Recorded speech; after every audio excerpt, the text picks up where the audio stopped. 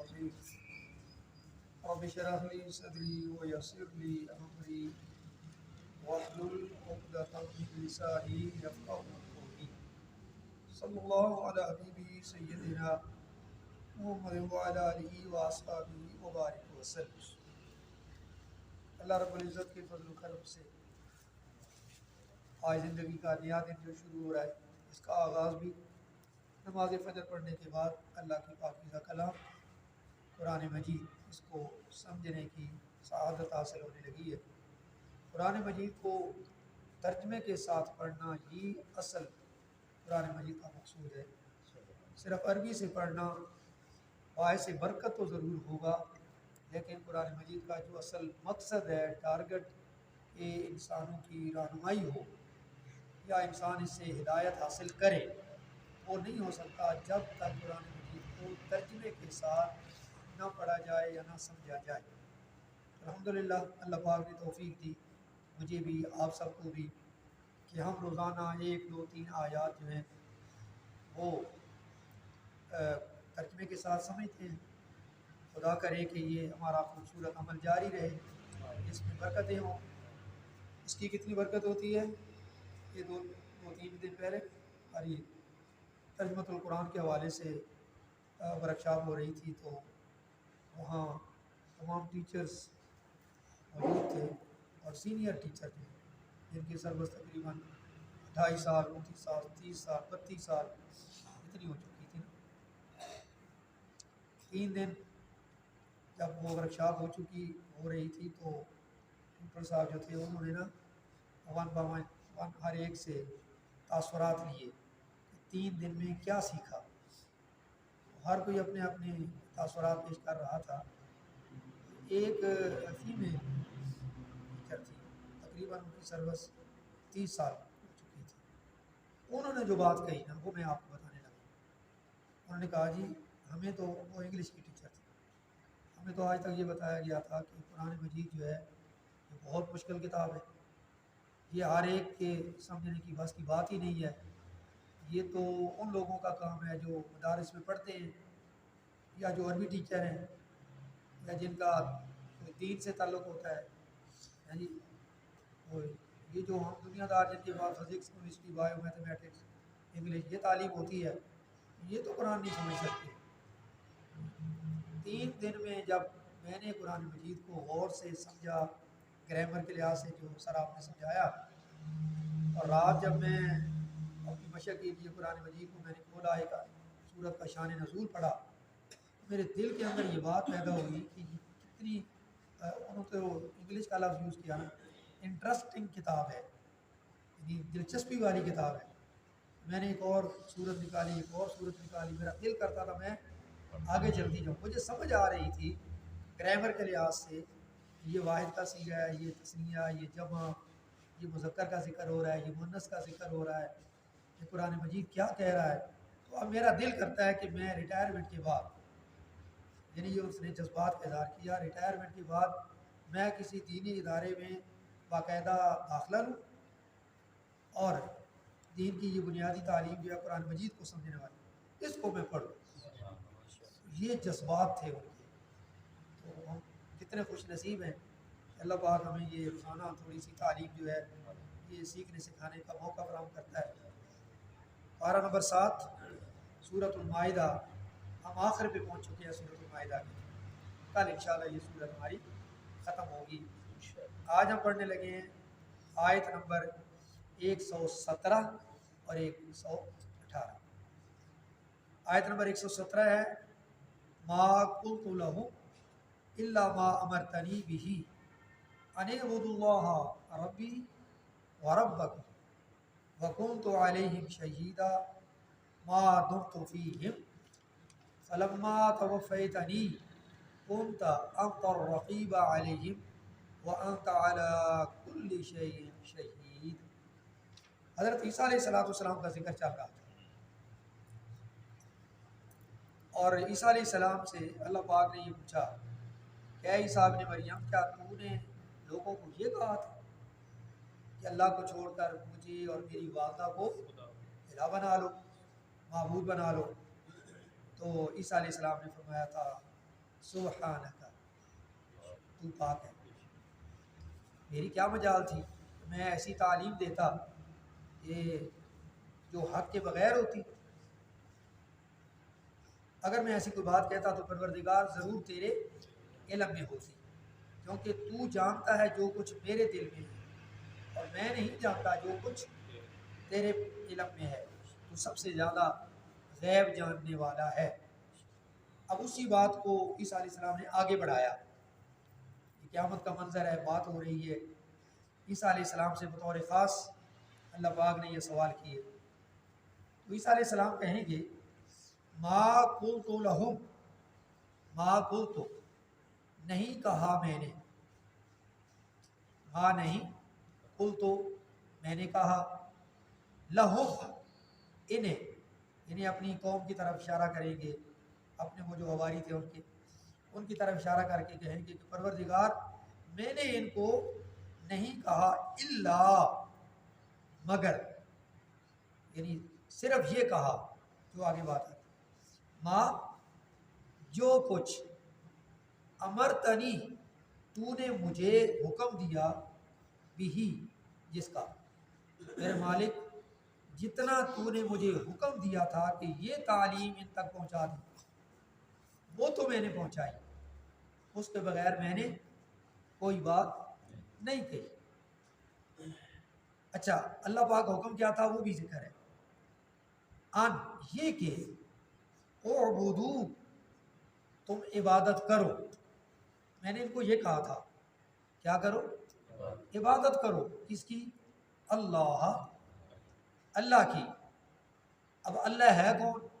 रब्बी, जो मेरा परवरदिगार है, व रब्बकुम, और जो, ये कोई मुश्किल है, बहुत आसान है। अने अबुदुल्लाह, अल्लाह की इबादत करो। रब्बी, जो मेरा रब है, व रब्बकुम, और जो तुम्हारा रब है। ये बात मैंने इनको कही थी। व कुम तो, वाव और कुम तो मैं था, अलैहिम इन पर, शहीदा गवाह, मैं इनके ऊपर गवाह था। मा तुम तो, जब तक मैं रहा, फीहिम इनमें, जब तक मैं इनके दरमियान मौजूद रहा, मेरे मालिक मैं इस बात पे गवाह था कि मैं इनको यही तालीम देता रहा और ये भी इसी तरह करते रहे। इन्होंने तुझे रब माना और तेरी ही इबादत करते थे जब तक मैं इनके दरमियान रहा। फिर क्या हुआ? फलम्मा, फिर जब तवफ़ैतनी, तूने मुझे उठा लिया। ईसा अलैहिस्सलाम को उठा लिया था आसमानों में। ईसा अलैहिस्सलाम को मौत नहीं आई जिस तरह बाकी इंसानों को मौत आती है। और ये जो लफ्ज़ है तवफ़ैतनी, क्योंकि मैं तशरीह नहीं करता, वजाहत नहीं है पूरी ज़्यादा, ये कुरान मजीद में तकरीबन 3 मानों में इस्तेमाल हुआ है। तवफ़ा जो है फौत होने के माने में, नींद के माने में और उठाने के माने में। ये देखा जाएगा कि जो आयत है वो किस माने में है। बहुत से लोगों ने यहाँ पे ईसा अलैहिस्सलाम की मौत को साबित किया।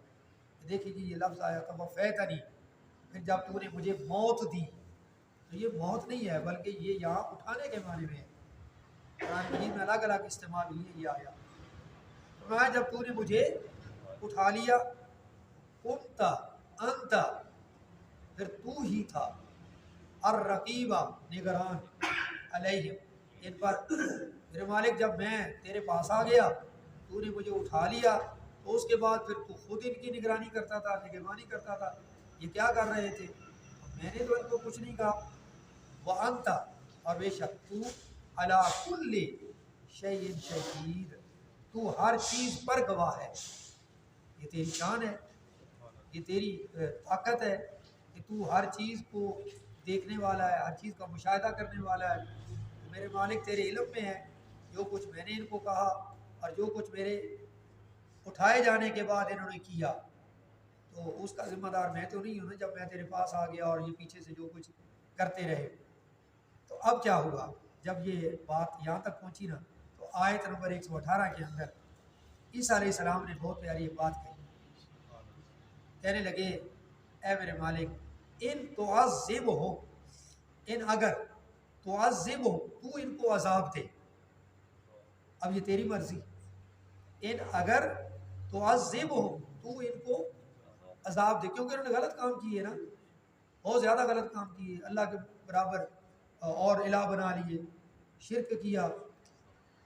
اگر تو ان کو عذاب دے تو فإنہم، بے شک یہ سارے کے سارے عبادوں کا تیرے اپنے بندے ہیں، تیری مرضی ہیں تو تیرے بندے. یہ کون ہے؟ تیرے بندے ہیں نا. اگر تو ان کو عذاب دے تو تیرے بندے.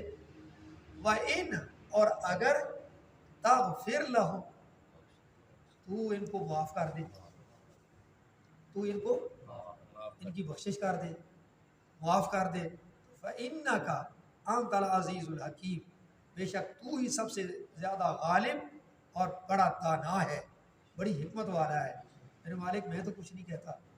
دیکھ، اگر تو ان کو عذاب دینا چاہتا ہے تو تیرے اپنے بندے ہیں، اگر تو ان کو معاف کر دے تو تیری شان عزیز الحکیم ہے، تو غالب بھی ہے، تو حکمت والا بھی ہے. حضرت عبداللہ بن عمر بن عاص رضی اللہ تعالیٰ عنہ فرماتے ہیں کہ آقا کریم صلی اللہ علیہ وسلم، ہمارے پیارے نبی حضرت محمد صلی اللہ علیہ وسلم نے جب یہ آیت پڑھی نا، فمان تبعنی، ایک قرآن مجید میں آیت آتی ہے، فمان تبعنی، کہ جس نے میری اتباع کی، فإنہ منی، بے شک وہ مجھ سے. حضرت ابراہیم علیہ السلام نے یہ ایک بات کہی تھی، جب سارا ایک تفصیل آتی ہے پارہ نمبر 13 میں، آگے چل کے ہم پڑھیں گے سنیں گے. تو کہا تھا کہ جو میری پیروی کرے گا، جو میری بات مانے گا، وہ تو میرا ہے. وہ منا آسانی، اور جو میری نافرمانی کرے گا، فَإِنَّكَ أَنْتَ الْعَزِيزُ الْحَكِيمُ، تو زبردست، غالب اور حکمت والا. یہی جملہ وہاں پہ انہوں نے بولا تھا، فَإِنَّكَ أَنْتَ الْعَزِيزُ الْحَكِيمُ. اور پھر نبی پاک صلی اللہ علیہ وسلم نے یہ تلاوت فرمائی، ان تعذبوا فإنهم عبادک. یہی آیت نبی پاک صلی اللہ علیہ وسلم نے پہلے وہ آیت، پھر یہ آیت جب پڑھی نا، تو آقا کریم صلی اللہ علیہ وسلم یہ آیت پڑھنے کے بعد زاروں قطار رو پڑے. عذاب کا ذکر تھا نا، نبی کی امت کی بات چل رہی ہے، عذاب کی بات آ گئی ہے. عیسیٰ علیہ السلام نے کیا کہا؟ تیری مرضی، تیرے بندے، عذاب دے تیرے بندے، معاف کر دے تو عزیز اور حکیم ہے. نبی پاک صلی اللہ علیہ وسلم کو اپنی امت یاد آ گئی. یہ آیت پڑھنے کے بعد جب یہ آیت پڑھی، زاروں قطار رو پڑے اور اپنی زبانیں مبارک سے عرض کی، اللہم امتی، اے میرے مالک میری امت. میری امت کا کیا بنے گا؟ اللہم امتی، میری امت کا کیا بنے گا؟ تو اللہ تعالیٰ نے جبریل علیہ السلام کو فوراً حکم دیا کہ اے جبریل، میرے محبوب کے پاس جاؤ، ابھی جاؤ، اور آپ صلی اللہ علیہ وسلم سے رونے کی وجہ پوچھو. حالانکہ اللہ تعالیٰ کو سب کچھ پتہ ہے کہ میرا محبوب کیوں رو رہا ہے، کس وجہ سے رو رہا ہے. پھر بھی جبریل کو بھیج دیا. جبریل حاضر ہوئے اور آ کے دریافت کیا، اے کریم آقا، اللہ پاک نے بھیجا ہے، اور رونے کی وجہ پوچھی ہے. تو رحمت عالم صلی اللہ علیہ وسلم نے اپنی امت کی بخشش کے متعلق اندیشہ ظاہر کیا کہ میری امت کا کیا بنے گا؟ میری امت تو بہت گناہ گار ہوگی، بڑے گناہ کریں گے، کیا ہوگا؟ اللہ تعالیٰ نے پھر جبریل کو یہ پیغام دے کر اپنے محبوب کے پاس بھیجا. فقال اللہ پاک نے فرمایا، یا جبریل اذهب الى محمد صلی اللہ علیہ وسلم، اے جبریل جا میرے پیارے حبیب محمد صلی اللہ علیہ وسلم کے پاس جا. فقل، اور جا کے کہہ دے، انا سنردیک فی امتک، ان قریب ہم آپ کی امت کو، آپ کی امت کے لیے ہم آپ کو راضی کر دیں گے. اے مصطفیٰ صلی اللہ علیہ وسلم، آپ پریشان نہ ہوں، یقیناً ہم آپ کی امت سے ایسا رحمت والا سلوک کریں گے جس سے آپ راضی ہو جائیں گے، آپ خوش ہو جائیں گے، اور ان سے ایسا معاملہ نہیں کریں گے کہ جس سے آپ کو تکلیف پہنچے. آپ کی امت سے ایسا معاملہ نہیں کریں گے جس سے آپ کو تکلیف پہنچے. الحمدللہ ثم الحمدللہ، جس نے ہم سیاہ کاروں کو، ہم گناہ گاروں کو ایسے کریم اور بے کس परवर नबी सल्लल्लाहु अलैहि वसल्लम की उम्मत होने का एजाज़ बख्शा। साथ शुक्र के हस्ते में आने दो करीब, साथ शुक्र यानी बार बार शुक्र है, हज़ारों मरतबा शुक्र है कि हस्तेम हम हैं, मियाने दो करीब, दो करीमों के दरमियान, हम दरमियान में हैं। एक तरफ अल्लाह करीम है और एक तरफ मोहम्मद सल्लल्लाहु अलैहि वसल्लम करीम है। तो दो करीम और दो करीमों के दरमियान हम मौजूद हैं। अल्लाह पाक हम पे इंशाअल्लाह ज़रूर रहमत वाला मामला करेगा, लेकिन उसके लिए ज़रूरी है, देखिए दोस्तों, नबी पाक सल्लल्लाहु अलैहि वसल्लम का उम्मती बन के रहे ना। ये तो हजूर की उम्मत की बात हो रही है। उलमा यहाँ बयान करते हैं कि क़यामत वाले दिन अगर आका करीम सल्लल्लाहु अलैहि वसल्लम ने अपने किसी उम्मती को देखकर मुंह फेर लिया, ये तो मेरा उम्मती ही नहीं है, मेरा उम्मती ऐसा, मेरी उम्मती की ये निशानी नहीं है, जिस तरह ये बंदा आ रहा है, तफसील में नहीं जा रहा। तो कम अज़ कम हम हजूर के उम्मती बन के रहें। जब हजूर के उम्मती बन के रहेंगे तो आका करीम सल्लल्लाहु अलैहि वसल्लम ने अल्लाह से वादा लिया हुआ है अपनी उम्मत की बख्शिश के लिए। अल्लाह ज़रूर रहमत वाला मामला करेगा। अल्लाह पाक सब पे रहम करम फरमाए। आमीन।